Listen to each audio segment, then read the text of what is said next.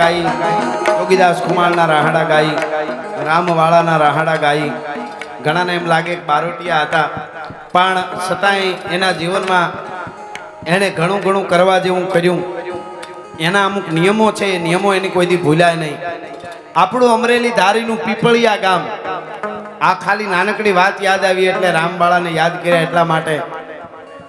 પીપળિયા ગામ ભાંગવા માટે જ્યારે ઘોડા ઉપર સવાર થઈને બારવટિયા રામબાળા અને બધા જાય છે, 20 વર્ષની આસપાસની ઉંમર, 20 થી 21 કે 22, અને પીપળિયા ગામ ભાંગવા માટે જાય અને બજારમાં ઘોડા બાગડતા બાગડતા બાગડતા બાગડતા ધમા કરતા પાગા નાખતા રકાબ કવિ ધાગા ધાગા ભારી પાગા આગા જાવે નાહી ભાગા મુગા નાહી આજ એ ઘોડલા આવે. એમાં એક બહુ મોટો હેઠ વ્યાજ ખાવ શેઠ, અને વ્યાજ ખાવ શેઠ જે હતો એની મોટી હવેલીની ગામમાં, અને બારવટિયા ન્યા બરોબર ગયા. રામબાળાએ આમ ડગલા દીધા ડેલીમાં, ડગલા દેતાની હારે શેઠ તો થર થર થર ધ્રુજે, પણ એક બીજો 20-22 વર્ષનો એક જુવાન, એ પટેલનો જુવાન, ગણબી પટેલનો દીકરો જુવાન, ઈ બરાબર એની પેઢીએ આવેલો શેઠની, અને ઈ રામબાળાને બારવટિયાને જોઈએ તો એ ધ્રુજવા માંડ્યો, એમ કે આ તો બારવટિયા છે, મારી નાખે. એટલે શેઠ સામું જોયું રામબાળાએ, આ પટેલ કણબી પટેલનો જુવાન હતો એના સામું જોયું, અને પછી કીધું તું કોણ છો? એટલે કે હું તો ગામમાંથી છું અને હું અહીં થોડું ગલાલ લેવા માટે આવ્યો હતો. વ્યાજ ખાવ જે શેઠ હતો, એ શેઠના બધા સોપડા માણસો રામબાળાને લેવા માંડ્યા. હવે સાંભળજો, બારવટિયા હોવા છતાં કાજળ ઘેરા કાળજામાં એને તેજની જોઈ લકીર જીતુભાઈ. રામબાળાએ ઓલા છોકરાને કીધું જુવાનને કે તું શું કામ ધ્રુજે છે? કે તમને જોઈને બારવટિયાનો, કે મારી ઉંમર છે એટલી જ તારી ઉંમર છે, તુંય જુવાન છો. આ દેશનો જુવાન કોઈ દી ધ્રુજે નો, એમાં ડર ન હોવો જોઈએ. તું શું લેવા આવ્યો છે અહીંયા? એટલે એને કીધું કે રામબાળાને કીધું કે હું અહીંયા મારા લગ્ન છે અને મારું કાલે ફૂલેકું છે, અને આ શેઠ પાસે હું કરગરતો હતો ક્યારનો. અને હું અત્યારે એ શેઠ કેવો ધ્રુજે, હું ક્યારનો કહેતો હતો કે હું કણબી પટેલનો દીકરો છું અને મારે ગલાલે રમવું છે, ફૂલેકું છે મારું કાલે. અને આ શેઠને હું કહેતો હતો કે હું તારા ભેળો 1 મહિનો હાથી રહી જાય મારા લગ્ન પછી, 1 મહિનો, પણ મને અબીલ ગલાલ, મને ગલાલ દે, મને ગલાલ દે, મારે ગલાલ ઉડાડવું છે ફુલેકામાં, હું 1 મહિનો હાથી રહી જાય તારા ભેગો. પણ આ હેઠ મને ના પાડી દીધી, એ ના પાડી દીધી. રામબાળાને કાને અવાજ પડ્યો, બધા જેટલા હેઠના વ્યાજના સોપડા હતા એ બધા કાઢ્યા, અને એ શેઠનું જે ધન હતું એ લઈ લીધું. અને પછી રામબાળાએ કહેવરાયું, ઓલા છોકરાને પૂછ્યું કે તું કોનો દીકરો? તો કે ફલાણા પટેલનો દીકરો છું, મારો બાપ નથી, રાંડીના મારી માં છે, એ મને મોટો કર્યો છે. એવું છે? હા. કે ગામમાં કયો આખા પીપળિયામાં કે રામબાળા આજે એક આ બેન દીકરી રાંડીરાન બાઈ છે, આની માં જનેતા, એને ઈ બેન દીકરી જે રાંડીરાન બાઈ છે એના દીકરાને આજ રામબાળો છે એ ફૂલે કે રમાડવાનો છે, ને આપણે રાહડા ચોકમાં રમવાના છે. અને અબીલ ગલાલ ઉડાડીને કણબી પટેલના દીકરાના ફૂલેકામાં રામબાળાએ એ જેને કહેવાય તરવાર રાસ રમાતા, એટલા માટે આપણે કહેવું પડે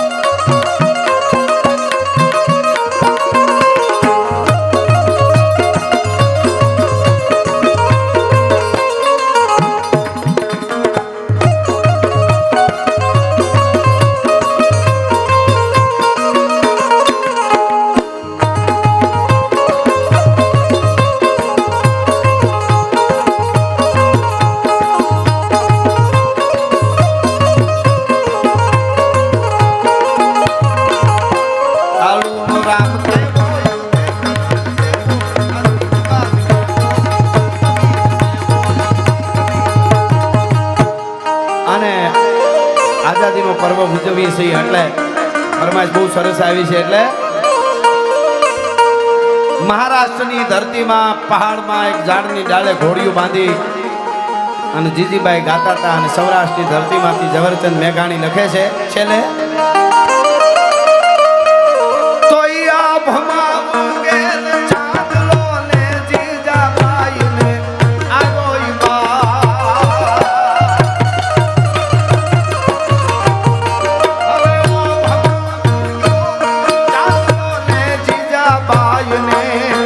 આવ્યો બાદ રે જીજાબાઈ ને આવ્યો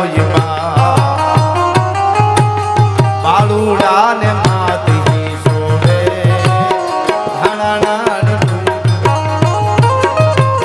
શિવાજી ને નીંદ નું નામે માતા જીજાબાઈ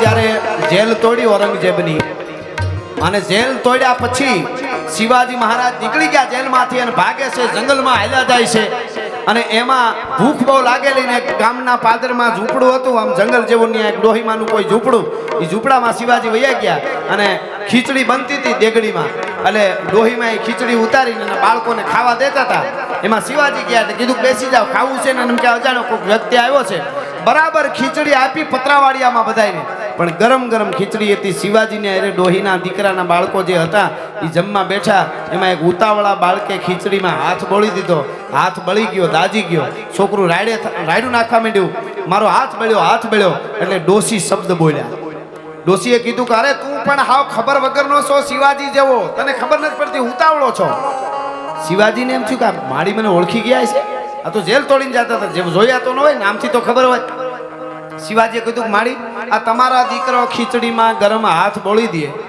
એમાં શિવાજીનો શું વાંક કે તું શિવાજી જેવો ખબર વગરનો ઉતાવળો છો શિવાજીનો શું વાંક ત્યારે ડોસીએ કીધું કે શિવાજી એવો ને અમારો દીકરો એવો ગરમમાં હાથ બાળકે બોળી દીધો આ દીકરાએ શિવાજી એવો ગરમમાં ન હોય ઠરતું ખાવાનું હોય બેટા ડોહીને ખબર જ નહોતી કે આ શિવાજી છે શિવાજી મહારાજ ઊભા થઈ ગયા ડોહીના પગમાં ચરણ સ્પર્શ કરી અને એટલું કીધું કે માડી હું શિવાજી શું અને હવે મને ખબર પડી ગઈ ગોરીલા યુદ્ધ કરી અને ઔરંગઝેબની હું હરામ ન કરી દઉં તો જીજીબાઈનો જાયો નહીં આ મારી પ્રતિજ્ઞા છે ભલા માણસ ખૂબ અમને સાંભળે છે ને બેઠું છે કાયમ અમારા પ્રોગ્રામમાં અમે કહેતા હોય કે અમારી વાતો એ જ સાંભળી શકે જેના ઉજળા સંસ્કાર હોય અને લોહીના ગુણ હોય બાકી લોહીનો ન હોય કોઈનો ન હોય એની પાસે કોઈ દી બેહવું નહીં ને મિત્રતા ન કરવી રાકા અરે ભાઈબંધાઈ ન કરાય માવા હારું થઈને ખીચા પાડીને કેવા ભાઈબંધો ન રાખતા એના કરતા એકલા હારા मित्र कीजिए मर्द मर्द मन दर्द मिटावे मित्र कीजिए मर्द खुशामत करना खावे मित्र कीजिए मर्द सत्य कहकर हम जावे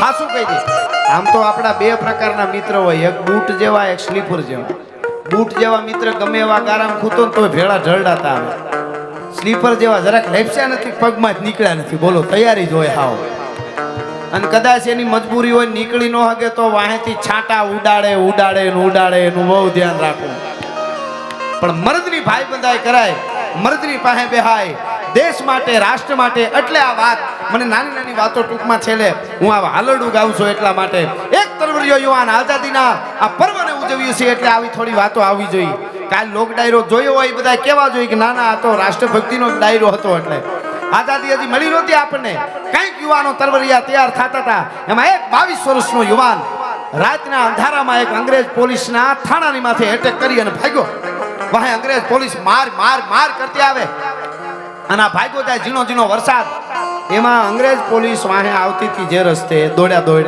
એમાં બાજુમાં એક ઝૂંપડું એમાં એક દીવો બળે જુવાન ઓસિંતાનો હળી કાઢીને ઝૂંપડામાં ગરી ગયો ખડકી જેવું હતું આમ ખોલીને એમાં વયો ગયો ઝૂંપડામાં અંગ્રેજ પોલીસ આગળ વધી આગળ દોડી ગઈ.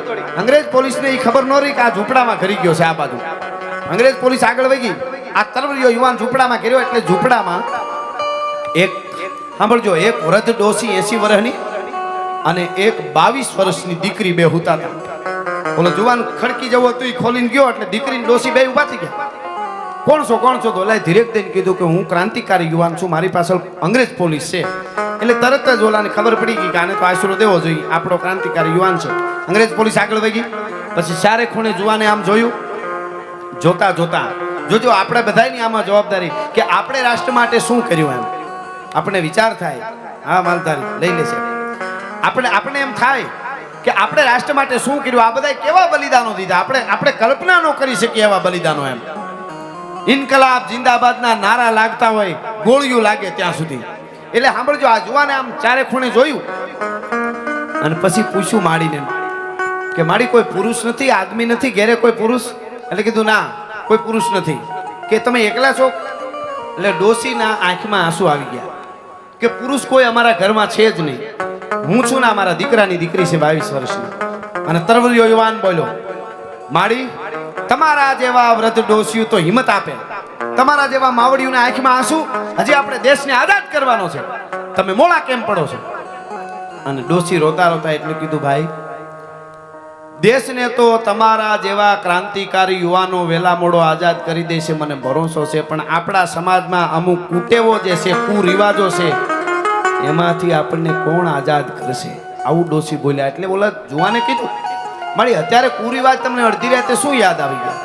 તો બેટા સાંભળી લે, અમારા ઝૂંપડામાં તું પહેલી વાર આવ્યો છે, કોઈ અમારે ઘરે આવતું નથી, અમે ગરીબ છીએ.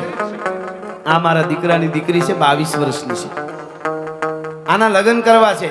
મારા દીકરાને અંગ્રેજોએ મારી નાખ્યો, એની વહુને મારી નાખી. આ દીકરીને મોટી કરી મને એમ કે લગ્ન કરું, પણ 22 વર્ષની થઈ, હજી મારા દીકરીના લગ્ન નથી થતા. એટલે હું કુરિવાજની વાત કરું છું. કેમ? તો કે 5000 રૂપિયા દહેજ આપે, અમે આપી તો જ મારી દીકરી, જો પરી જેવી દીકરી છે, રૂપના આભરણ જેવી છે, પણ અમારા સમાજમાં કોઈ આ દીકરી આને લગ્ન ન કરે, 5000 રૂપિયા દહેજ હોય તો જ કરે. ડોસી કે એટલા માટે મને આંસુ આવ્યા, તું પહેલી વાર અહીંયા આવ્યો. એટલે કીધું કે મારી આ દીકરીના 5000 રૂપિયા હોય તો જ, નહીંતર લગ્ન જ ન થાય. કે ન થાય બેટા, એટલે હું તારી પાસે મારી વેદના ઠલવું છું. તારે ઓલા જુવાને કીધું કે મારી તમારી દીકરીના લગ્ન થઈ ગયા સમજો. એટલે કીધું કે થઈ ગયા એમ કેમ, કોણ લગ્ન કરશે? કે મારી 5000 રૂપિયા હોય તો થઈ જાય ને. કે હા 5000 રૂપિયા છે તારી પાસે તો મને આપીશ ભાઈ? અરે મારી પાસે, હું તો ક્રાંતિકારી જુવાન છું, દેશને આઝાદ કરવા નીકળ્યો, મારી પાસે તો નથી 5000 રૂપિયા. કે તો એણે કીધું કે તમને 5000 રૂપિયા મળી જશે, બાજુમાં અંગ્રેજ પોલીસનું થાણું છે, ત્યાં જાઓ, તમે દાદી દીકરી બે જાઓ, થાણે જઈ મને અહીં ઝૂંપડામાં મૂકતા જાઓ, હું અહીંયા બેસીશ. થાણે અંગ્રેજ પોલીસના થાણે જઈ અને તમારે એટલું કહેવાનું છે કે જે ક્રાંતિકારી યુવાન માથે તમે 5000 રૂપિયા ઇનામ રાખ્યું છે ને, એ ચંદ્રશેખર આઝાદ અમારા ઝૂંપડામાં બેઠો છે, એટલું કહી દેજો. એટલે અંગ્રેજ પોલીસ તમને 5000 રૂપિયા આપી દે અને તમારી દીકરીના લગ્ન કરી દેજો. એક બાજુ દેશ માટે મરી મીટવા, ત્યારે એટલું જ નહીં, મારા દેશની દીકરીના લગ્ન નહોતા થતા તો એનો ભાઈ બની અને મોતના મોઢામાં જઈને એના લગ્ન થઈ જાય, એવી સંવેદનાઓ પણ આ દેશના યુવાનોમાં હોય. એટલે ભારતના યુવાનોની અલગ ઓળખ છે. એટલે આ વાત છે ના હાલ